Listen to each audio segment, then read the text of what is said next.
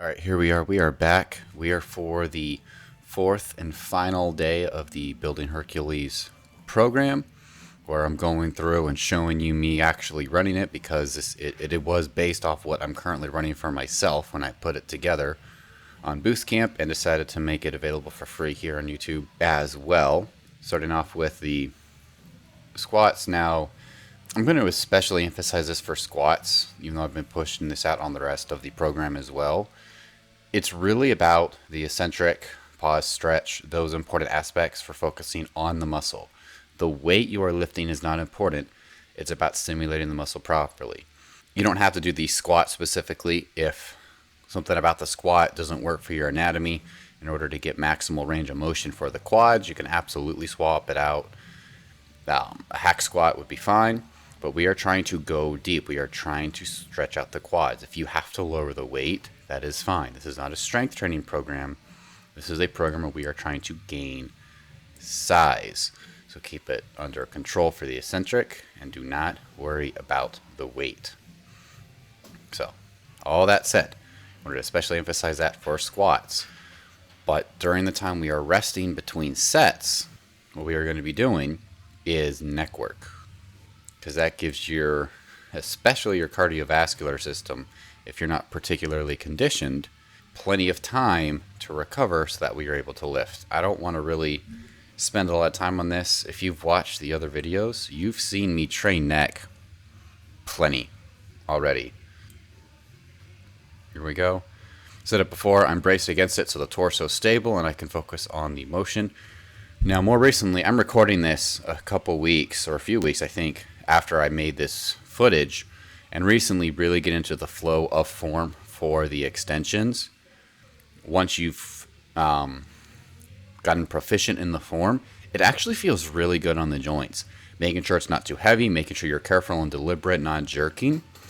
Getting all that blood flow and motion through the neck musculature in a way that doesn't negatively affect the joints ends up feeling really, really good. Wanted to throw that out there. I'm starting to rather enjoy it now that I've given it some serious time. But let me show you through a few sets of the neck curls and then move on. I think in a previous video I mentioned sometimes pushing inwards, pushing down with the hands a bit on the eccentric, because just the way gravity works, it kind of takes some of the pressure off of the neck musculature. Nothing special. This is the fourth. If you've watched all of these videos, this is the fourth time you've seen me train neck. So I think we're good here. Now, our second superset of the day, we're going to good mornings. We, once again, going to emphasize on this one a lot, stripping back weight. I think for me, I'm probably only doing like 125 pounds, if I recall. I started out on these to get used to them at 95 pounds, going for a large range of motion.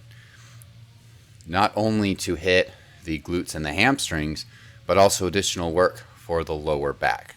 Because we're not doing a lot to the lower back on this program as it's structured, a lot of emphasis is put on the upper body. So I still want to keep the upper back strong.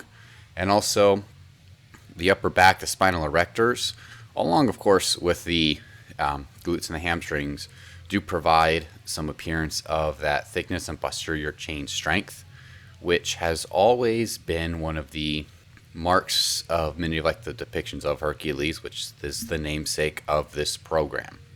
And this program is a blend a lot of Silva era aesthetics and more ancient depictions of just strong guys and statues, like Greek statues, who were built a lot off of what they could actually train with, which ended up hitting a lot of posterior chain for that look of power. So this program is a blend of those two. That's why this exercise is in here.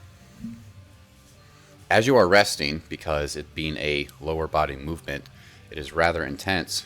We are doing, in the Boost Camp version of the program, I have listed it as simply wrist curls, but in particular what I do, my preferred variation is the stretched finger curl that I learned from basement bodybuilding.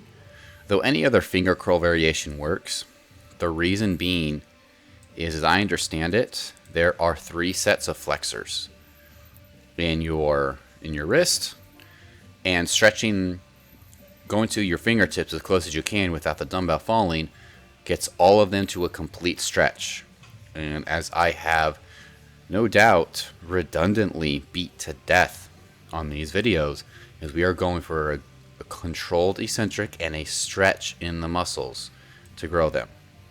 So this is enough. I think now that we have trained the legs, we are beginning to train the arms. So we are beginning on what you could call either the kneeling dual rope cable tricep pushdown, or simply what I notated as in my notebook is tricep prayers. These are pushed for higher reps. It's about getting lots of good blood flow. This is a more contraction based movement, but getting lots of good blood flow in the elbow not only helps warm up the elbow. Well, you don't get blood flow in the elbow, you get blood flow into the tricep, but I think you understand me, hopefully. It still gives lots of very good work through a large range of motion for the triceps, but also warms them up for our next superset. So this is a higher rep thing. You don't need to see all the reps, so let's go on. We do preacher curls twice a week in this program. That is because for me, they feel amazing. This stands for all exercises, because if you're following this program, you should be late, intermediate, or advanced. I recommend swapping out exercises if they're more suitable for you. I am not some dogmatic person that thinks this program is set in stone. You have to follow it to the letter. So if you need to swap this out, swap it out. But for me, preacher curls work great, so I'm doing them twice. And as I began running this program as is, what I noticed is on the previous limbs day, when I was on my second set of preacher curls, I began dreading this second limbs day, because how intense a superset like this is, how hard it hits the arms. I was dreading a day where I did 3 sets of eats, because yes, I didn't mention this on the previous exercise, but on this second limbs day, both your arm supersets are for 3 sets. That is the only time in the entire program you are doing 3 sets of an exercise, is for the arms here. And it is very nasty. This is my face on the first set, the first round of the superset. It was not a pretty experience. Very grueling to get through, let me tell you. Our second superset, once again, this is going to be 3 rounds of it. Unlike everything else for the entire program, for the entire week, everything else is 2 rounds of each superset. We're doing 3 rounds of this. We'll begin with JM press. I prefer it on the Smith machine.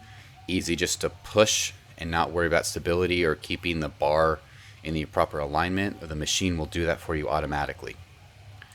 I'm pushing it around to the neck. You can experiment where it exactly feels better, maybe the chin, maybe closer to the chest. The purpose is to get the tricep into full extension and not really have the chest or shoulders get involved if possible.